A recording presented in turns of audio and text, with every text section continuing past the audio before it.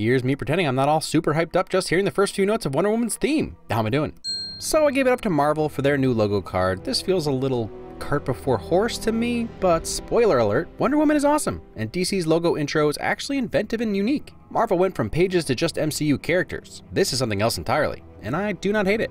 This level of attention to detail is found throughout, but let's just start with the first scene. They actually cut in continuity from Diana the Ant to her walking through the Louvre. Nothing anyone ever would or even could notice on a first viewing. The more you see the great darkness simmering within. It's a tad tongue-in-cheek, but this movie ultimately does explore the difference between the darkness of Batman and the light of Wonder Woman, and how, for a lack of a better phrase, it's not quite so black and white. Hardy har. Planning a headwind. This picture was in Batman v Superman over a year before this movie came out.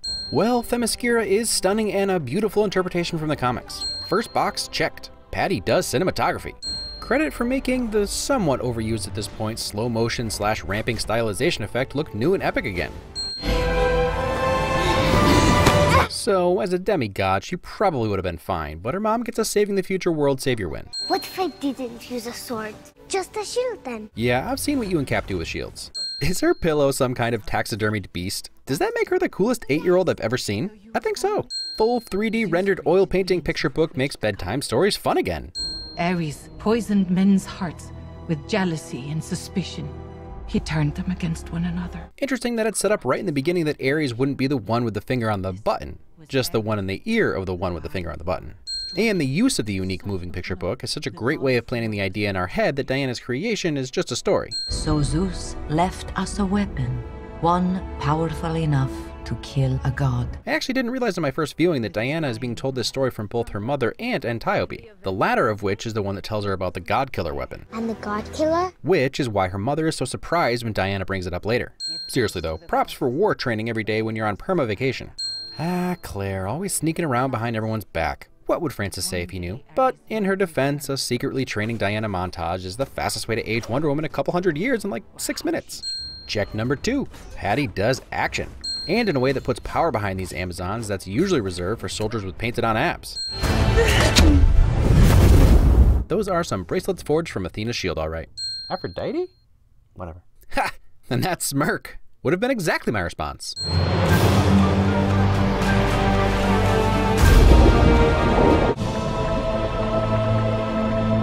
Saving Captain Kirk in an aesthetically pleasing and well-composed way. Let's just say this beach battle surpasses even the Rogue One beach battle we were promised in the trailers by quite a bit. Again, showing these warriors as imposing, powerful forces. Some amazing archery, a little acrobatics, more superb slow motion, and some sweet fisticuffs from the Princess Bride herself. Ooh, 2 no-look kills. Is it too early for some yups? Nah. Yep. Yep. And yep.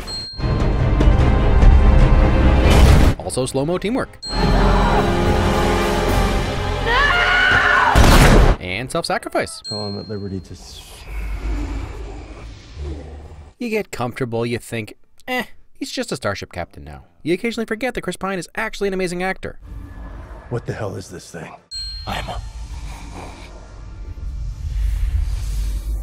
am a spy! Honesty is the best way to avoid death by snoo-snoo. Just a beautifully effortless looking shot that took so much more work to get right than it appears. Taking time to relax and enjoy the simple things like a calming bath in the Fountain of Youth pools. Chris Pine's workout routine. I am... above average. Humility. We are the bridge to a greater understanding between all men. Right. Comprehension skills. It's right about now that WB and Square Enix are really sad they didn't offer Tomb Raider to Gal Gadot. Cause dang, she got skills. Although she does have a few legs up on Lara. But really, my favorite thing about Gal and Diana is her excitement every time she discovers a new power. Actually, the DCU has that going for it. Like the first time Kal-El realized he could fly. Where's Deadpool when you need a good slow clap? Nice outfit. Compliments. Our beloved Antiope. Make sure you're worthy of it. Generosity to complete the outfit. Ares isn't the god of war? The god of war is our responsibility. Only an Amazon can defeat him. Again, playing up the fantasy of this story by how she reads these lines. It's just a foregone conclusion for her, which usually means she's in for a rude awakening. Which she is, just a different one. There's plenty of room. Then fine, if you don't mind, I'll No, it's up to you. I'm just trying. I know it's up to me. I'm making the choice. I'll come sleep with you. Okay. Compromise. Let's unite our mind, shall we? So apparently this promotion to general really angered Colonel Stryker. Makes sense. I imagine the last guy he shot in the head left him a little unsatisfied. And his feet sore. Comic booky illustration of a drug high by camera vibration. Houdini in his prime. I love that little stutter step, then look like he's realizing that he can't actually free himself from her grip or change her direction. Chris Pine's gonna get a lot of wins, isn't he? I go where he tells me to go and I do what he tells me to do. Oh, well, where I'm from, that's called slavery. Honesty. A trying on dresses montage is the fastest way for Etta Candy to get the only kind of jabs in on Diana she can. It's joking me. Can't say I blame it. Yeah, really, Specs? Suddenly she's not the most beautiful woman you've ever seen. But the ponytail, too. Wait a minute, is Etta British Pam Beesly? They're back. Saving Stevie Boy again, in real Clark Kent fashion. Does that make Chris Pine Margot Kidder? So it is sort of the premise this film is built around, but it's fun to see man's man Chris Pine taking a back seat while the Amazon lays everyone out. Diana clearly isn't afraid of violence, but she offers a different take on interrogating a subdued opponent, looking to help and turn him rather than intimidate and torture him. So let's give old Remus Wolfie Boy his due credit. On first glance, he seems like the only man willing to even acknowledge Diana's existence, quickly warming us to him. Once you know who he is, his glances take on a second meaning. You know you've got a villain when not being able to poison people through gas masks is her greatest failure, rather than not being able to steal Paz Vega's boyfriend. I am taking you to the front. We are probably gonna die. This is a terrible idea. Honesty. Oh, Chris Pine. He manages to even sell the fear of war in a comical way. Chris is working his way towards always status pretty quickly here. Intellectual pissing contest, which is also a bunch of foreign language lessons. As far as a red herring in both Ludendorff literally quoting Ares later and Lupin being a frail old man, I was convinced. What do you think? It's wonderful. Yeah. You should be very proud. Sincerity, and a direct comic and cartoon reference. This guy's beautiful mustache is making me realize how many beautiful mustaches are in this film. I'm not crazy, just one win for attention to details. Nailed it. Reveling in your work? Ugh. I'm not sure how I feel about this win. Let's see what the win counter thinks. You're safe. Are you okay? Get off me, woman! This is a step up considering how the last time Spud woke up from a rough night. We can't save everyone in this war. And while that is true, obviously, even in the DCEU, this is where reality diverges and we get a little good old-fashioned alternate history wish fulfillment. This is no man's land, Diana. It means no man can cross it. This is not what we came here to do. No. But it's what I'm going to do. And can we all agree, while it would have been fine, this was a humongous cliche dodge. I mean, Steve lobbed in the setup for a maybe no man can cross it, but I'm not a man. It would have sucked the oomph right out of this amazing setup. And it made it less about gender and more about Diana just being a badass.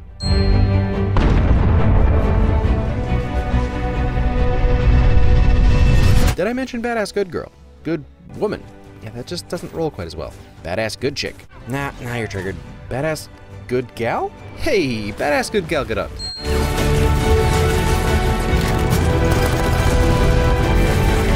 Also, you know I might lose it when her theme finally kicks in, but Rupert Gregson-Williams' score is not to be ignored. He captures the build-up to triumph masterfully.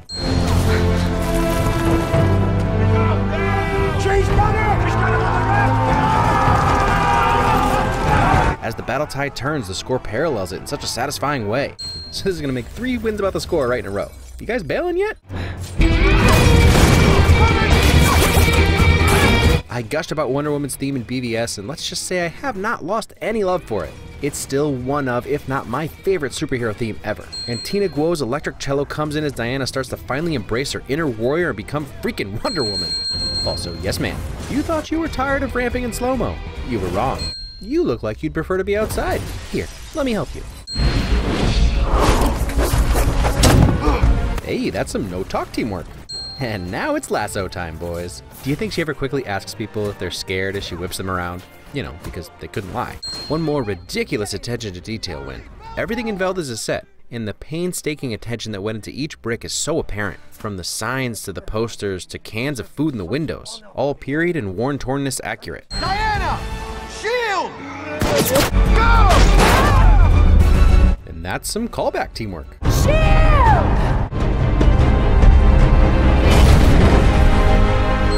Love him or hate him, that's Zack Snyder, meaning he also had a cameo in BVS. It's magical. You know, she's right. And coming from a woman who's literally Greek mythology magic, that means something. Is this what people do when there are no wars to fight? This and other things. What things? Have breakfast, read the paper, and go to work. They get married, make some babies. I'll get to it more in the conclusion, but this is one of the main ideas presented in this film. Whether or not and why humanity is worth saving from a demigod's perspective. And from the time they hit the trenches till now, Patty does an amazing job of presenting both sides. And this very soft, earned human moment is something the DCEU needs more of. Men may not be needed, but if you got one around, No, I'm a bug. Not even a bug, I'm a dung of a bug. Negotiation by self-deprecation. So I'm fine with this, but if Amazon women in the mood, as previously referenced, is to be believed, and of course it is because everyone knows Futurama is like, I don't know, life canon, but aren't Amazon women supposed to be around 10 feet tall? So far Maru has been a bit of a mustache ponytail twirler in the background, just trying to find new ways to kill people. But for starters, Elena Anaya does disfigured, cold, detached genius way better than I expected. And her face prosthetic is an appropriate and realistic addition to an interesting villain. Just the right amount of sorrow over these villagers. We spend enough time with them that you don't want them to die, but it's also not like Diana's entire family just got gassed going into the third act. Ravages of war, but we only really see Diana experience it instead of experiencing it ourselves. Smart way to play it. Yep. As far as demigod versus old white dude on PCP fights go, this is definitely top 10. Credit to Danny Huston for pulling off as Ares as can be without being Ares. You are still no match for me. Hi, I'm Wonder Woman. Have we met? Let me introduce you to my right greave. Side note, how awesome are her greaves? You don't get cool looking metal shin armor too often. And he may not be Ares, but he still had some comeuppance coming. The ultimate last. Oh man, I knew it. There's no Ares. Fake out. Maybe people aren't always good. You know, in Hollywood land where most everyone is redeemable or straight up evil, I applaud the allowance for just crappy humanity. I know I'm all about optimism generally and I don't think everyone is evil, but by and large, I mean this war happened, and then more wars afterwards. People suck. You don't think I wish I could tell you that it was one bad guy to blame? It's not. And that's it. All humans are to blame. Man, Chris Pine is something special. He's earned it. From henceforth, Chris Pine is always a win. You're him. I am. And who truly knows them as you now do? Smart play from Ares to wait until Diana's belief in humanity was shaken to reveal himself, since his goal was to flip her. And we could return this world to the paradise it was before them. Harvest. Ooh, such a subtle show of passive power. Oh snap, a less passive demonstration, but pretty badass. As in, badass bad guy. And is not the god killer. Duh, Deathstroke has the real god killer. I like that this wasn't the exact scenario from before, showing us he's been whispering into their ears for a long time. I don't know what it is, but there is something so satisfying about seeing David Thewlis as this feeble old man apathetically showing off his power, like he's dealt with this a billion times before, and it's all just a little banal. And spoke way too soon on the badass bad guy. Telekinesising molten metal to form your comic-accurate God of War armor? And then making swords too? From here on out, this is just an epic battle between gods kicking the snot out of each other for our entertainment, and I love it. Self-sacrifice with a moment of acceptance and peace. Amazing way of showing her unbridled power and speed. I could save today. You could save the world. What a beautiful moment. And it's not just a unique and innovative narrative device, even though it totally is that as well. But Diana's world has been forever altered in a matter of minutes. Her ideas about humanity's blamelessness were wrong. Ares wasn't really controlling everyone, and now a man she loves is dead. But in his death, she learned that there is still goodness in the world. While Ares pontificates about the futility of Steve's sacrifice, she sees the magnitude of what his gesture is. Love for her, hope for a future, even when he doesn't get to see. It's the opposite of what Ares is asking of her. I'm not sure how this will be received, probably poorly, but I really like that Diana is still completely made up and dazzling. Hair perfectly curled, crown shiny, lipstick freshly applied, not a smidge of dirt or eyelash out of place. Because hey, she's Zeus's daughter, and if she wants to look pretty, I doubt it's much trouble while she's melting oncoming shards of metal. That's my take. I don't think it's sexist simply because a male superhero would likely be bloodied and dirty. Because some men enjoy looking like that. And I'm sure some women do too, but not Wonder Woman. Also, yep. Also, comeuppance. Also, yup. Only love can truly save the world. Truth. Call it cheesy, call it lame, I call it sincere and mostly correct. And she doesn't mean love as an existential concept. She means humanity is capable of love. Her time in Veld and Steve's sacrifice proved that to her, even after she experienced the horrors of war. And for her, their capacity for love makes humanity worth saving. And I'm a sucker for stylized credits, loving the bright colors contrasted against the dull grays of World War I torn England. I joked about the things Patty does, but really it was no surprise. Most of you at least know about Monster, the only other full-length film she's directed. But more important to me is that she directed the pilot and second season finale episodes of The Killing, two super important series-making episodes, which is one of my favorite shows. So I was excited for her to direct from day one. But the stress of a tentpole movie in an already struggling franchise would be scary for any director, let alone one as green as she is. This isn't meant to be a slight to this movie or any film in the DCEU, but it's this simple to make a well-received superhero film. This is not the way. It didn't break any new ground and suffered from a lot of the same issues every superhero film suffers from. An underdeveloped character here and there and some unresolved plot threads. But it's as simple as a clean, organized, and concise edit, fleshed out motivations, and follow Joseph Campbell's hero's journey template when you write and everyone's happy, even critics. If you find yourself thinking this movie plagiarized, man, I can't put that word in condescending enough quotes, plagiarized Captain America the First Avenger because this movie took place during a world war, contained a team of people doing a thing, and had a guy named Steve sacrifice himself in the end. I don't. Have you ever seen movies? Have you seen the movies? Any of a movie? It's hideous. Yeah, it's not for everybody. I can't even really comprehend. Like, I'd maybe give you the most superficial similarities, but even the tone and color palette are different. So even that's a stretch. Fish out of water? That's one of the few entertaining ways to disseminate exposition to the audience without having Chris Pine look directly at the camera and tell you the story. Well, that's neat. Cap and Diana have completely different origins and end up with completely different conclusions about mankind as well. She's disillusioned with humanity by the end. They've let her down. Cap is a one-man army with a set of principles that he won't break or bend no matter what. I don't really want to get too much into it. I just read it too many times to ignore. I was going to start prattling off movies you shouldn't watch if you don't want to see a similar formula, but it's most of them, so don't watch any of the movies. Her origin and transformation into Wonder Woman starts when she realizes no one's hands are clean. Who took that from your people? His people. And only accelerates as she moves towards the front. It finally culminates with the gassing of the village, something she still believes Ares to be directly responsible for, when in fact it's just humans. So in the end, her mother was right. They do not deserve you. But she also finds goodness and love in some of the most unlikely places. I went undercover and pretended to be somebody else. Shot people on your beach, smuggled a notebook, liar, murder, smuggler. You still coming? So this is going to be confusing, but stick with me. I'm bringing up an issue and then I'm going to defend it. I find it easily as controversial as Martha, and I'm surprised more people aren't whinging about it. The end of the first half of the third act essentially ends the narrative and brings all the ideas presented full circle. Diana kills Ludendorff, the war doesn't end, and Diana finally realizes that Steve was right. People suck. War is more than one man. War is Ares. But then they completely throw that out the window for a somewhat out of left field twist that the nice guy was actually Ares all along, and once you kill him, the war will actually stop. I mean, these guys genuinely stop fighting and it's like a cloud is lifted off their heads. So which is it? People are bad and it doesn't take a god of war to create war a la Steve? Or people are mostly good and Ares is responsible a la Diana? So that's the issue. Surface level, first time viewing, it's as paradoxical as Martha was. But you know me. I like to look a little deeper. It is both. Ludendorff is actually a perfect example of how it is both. He's not Ares, but he's a sadistic, murderous, warmongering bad guy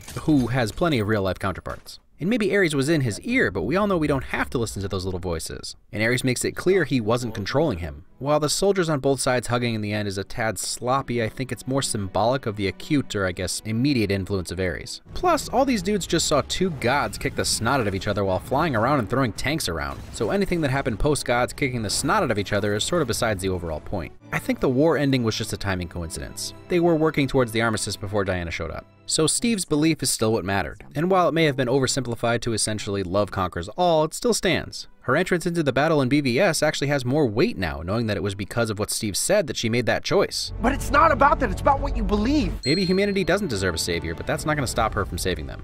And while I brought up that issue, I also really enjoyed that the whole Ares plot is played off like the delusion of a crazy person or a child. If there is no Ares. Only for it to be revealed that he was actually the little devil in everyone's ear. And going along with that, by the end, there's no quibbling over what's magic, what's supernatural, or any similar issues that come up in the MCU. The MCU has been as grounded in reality as much as possible. But this film is the first real definitive statement about Earth. You know, Superman is just an alien. Everyone's got aliens. But now, the Greek myths have been confirmed for the DCEU. So I give them credit for a bold stance. And it's not just some misdirection without any real goal or motivation. As far as we know, Antiope and Hippolyta are the only Amazons to know what Diana is. Strange. And it's clear that Hippolyta wants to keep the truth from Diana to protect her from Ares. What have I done?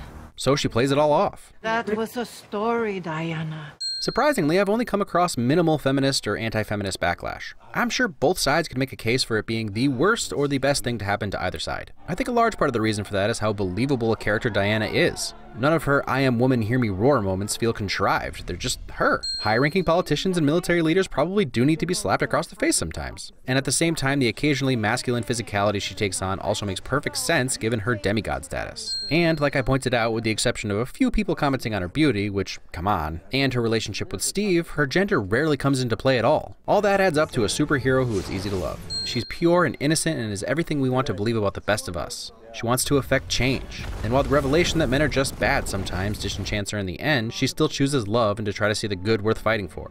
And we know from BVS that she eventually comes back to the fight. You could also draw some biblical connections as well. Zeus/God is Diana's father, who he sent into the world to save mankind, and even though mankind is not worthy, Diana/Jesus chooses to save them anyway. The analogy gets split up when Steve is the one to sacrifice himself for mankind's sins, but it would have been a little too on the nose to have Diana die and be resurrected. Much like another superhero I think we can all agree we'll probably be seeing in Justice League. Point is, I'm excited for Justice League, more now than ever, and things seem to be falling into place for the DCEU. Honestly, Batfleck stepping down as director of the Batman saddens me, but also impresses me since he's admitting that he has limits and his acting performance is more important to him. So, I'm still hopeful. Next week, a relevant film you've all been begging for.